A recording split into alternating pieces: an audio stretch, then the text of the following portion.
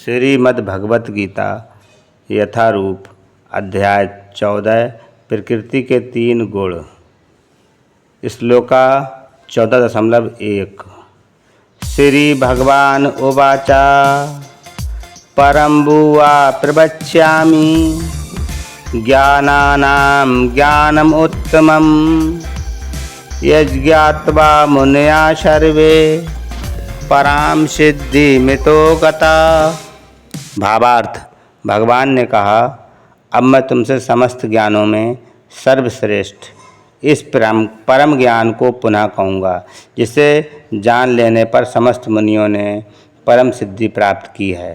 तात्पर्य, 7वें अध्याय से लेकर 12वें अध्याय तक श्री कृष्ण परम सत्य भगवान के विषय में विस्तार से बताते हैं।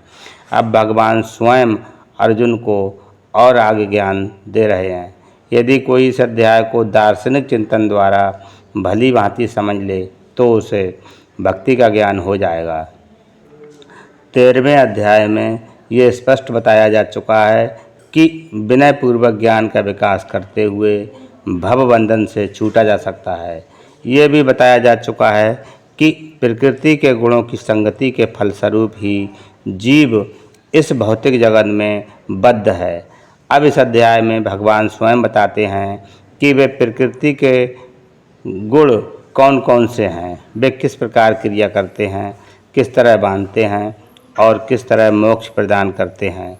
इस अध्याय में जिस ज्ञान का प्रकाश किया गया है उसे अन्य पूर्ववर्ती अध्यायों में दिए गए ज्ञान से श्रेष्ठ बताया गया है। इस ज्ञान को प्राप्त करके अनेक मुनियों ने सिद्धि प्राप्त की और वे वैकुंठ लोक के भागी हुए। अब भगवान उसी ज्ञान को और अच्छे ढंग से बताने जा रहे हैं।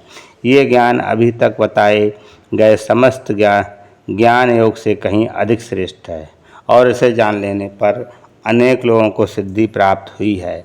अतः ये आशा की जाती है कि जो भी इस अध्याय को समझेगा उसे सिद्धि प्राप्त होगी। हरे कृष्णा।